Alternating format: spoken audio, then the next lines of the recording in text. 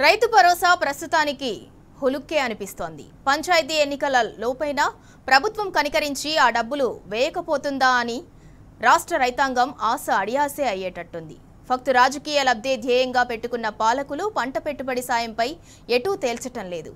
సర్పంచ్ ఎన్నికలు పార్టీల వారీగా జరగవు. ఇప్పుడేం చేసినా వనగూరే ప్రయోజనం లేదని ఆలోచిస్తున్న సర్కార్ జెడ్పీటీసీ, ఎంపీటీసీ ఎన్నికలకు గాని ఆ సొమ్ము విదిల్చేలా లేదన్న అభిప్రాయాలు వ్యక్తమవుతున్నాయి.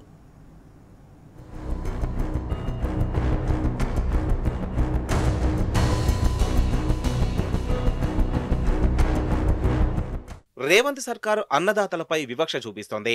అన్నదాతలపై పగబట్టినట్లుగా ప్రవర్తిస్తోంది. ఈ రెండేళ్లలో కాంగ్రెస్ ఏలికలు రైతు భరోసా కింద వ్యవసాయదారుల ఖాతాల్లో డబ్బు వేసింది ముచ్చటగా 3 దఫాలు మాత్రమే. గత పార్లమెంటు ఎన్నికల సందర్భంగా కొందరు రైతులకు 4 ఎకరాల లోపు భూమి ఉన్న వాళ్లకు మధ్యలో ఒకసారి భరోసా సొమ్ము పడింది. మొన్నీ మధ్య స్థానిక సంస్థల కోసం అంటే సర్పంచుల కోసం కాక పార్టీ గుర్తులతో జరిగే జెడ్పీటీసీ, ఎంపీటీసీ ఎన్నికలకు వెళ్తామని గట్టిగా ప్రభుత్వం నిర్ణయించింది. ఆ ఓట్లు దండుకునే వ్యూహంలో భాగంగా ఏకంగా 9,000 కోట్లు రైతు భరోసా పథకం ద్వారా రైతుల ఖాతాల్లో డిపాజిట్ చేసింది.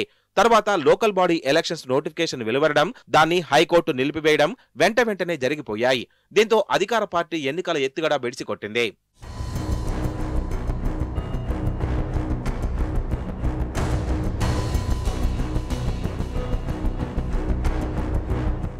ఇదిలా ఉంటే స్థానిక సంస్థల ఎన్నికల్లో బీసీలకు 42% రిజర్వేషన్లు కల్పిస్తామన్న కాంగ్రెస్ ఎన్నికల హామీ కూడా పారని పాచికలా మారింది. రిజర్వేషన్లు ఏవైనా 50% క్యాప్ను దాటకూడదంటూ అటు హైకోర్టు, ఇటు సుప్రీంకోర్టులు తలంటడంతో ముఖ్య నేత పరిస్థితి కుడితిలో పడ్డ ఎలకలా తయారైంది. ఈలోపు వచ్చే మార్చిలోగా పంచాయతీలకు ఎన్నికలు నుంచి అందాల్సిన 3,000 కోట్లు గల్లంతయ్యే ముప్పు వెంటాడడం మొదలైంది.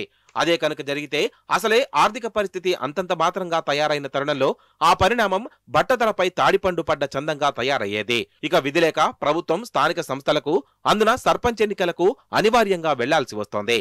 ఈ మేరకు మొన్నటి మంత్రివర్గ సమావేశంలో నిర్ణయం కూడా జరిగింది.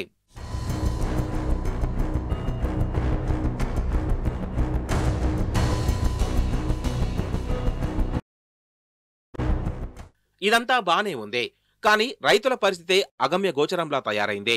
కనీసం స్థానిక సంస్థల ఎన్నికల పేరిటనైనా సర్కార్ పెద్దలకు రైతు భరోసా మరోసారి గుర్తుకు వచ్చి ఆ మొత్తాన్ని తమ ఖాతాల్లో జమ చేస్తారో అన్న వాళ్ళ ఆశ ఉత్తదే అయింది. ఫక్తు రాజకీయ లబ్ధి కోసమే వెంపర్లాడుతున్న కాంగ్రెస్ పాలకులు ప్రస్తుతం ఆ ఊసే ఎత్తడం లేదు.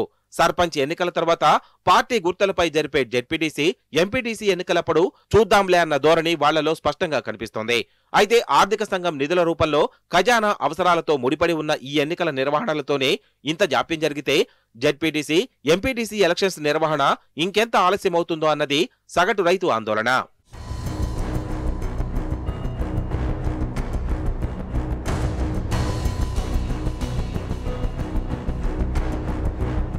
మరోవైపు కాంగ్రెస్ అధికార పీఠం ఎక్కిన నాటి నుంచి తమకు చేసిందేమీ లేదని రైతులు మండిపడుతున్నారు.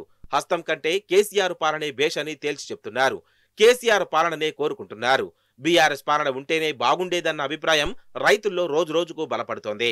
ఇచ్చిన మాట ప్రకారం అన్ననాటి నుంచి బీఆర్ఎస్ ప్రభుత్వం ఏలుబడిలో ఉన్నన్ని రోజులు మొత్తం 11 దఫాలుగా 72,910 కోట్లు రైతు బంధు పేరిట కేసీఆర్ తమకు చెల్లించిన విషయాన్ని వ్యవసాయదారులు గుర్తు చేసుకుంటున్నారు. కాంగ్రెస్ గద్దెనెక్కిన ఈ 2 ఏళ్ల కాలంలో గట్టిగా పట్టుమని 15,000 కోట్లు కూడా పంట సాయం అందించలేదని రైతులు ఆగ్రహం వ్యక్తం చేస్తున్నారు.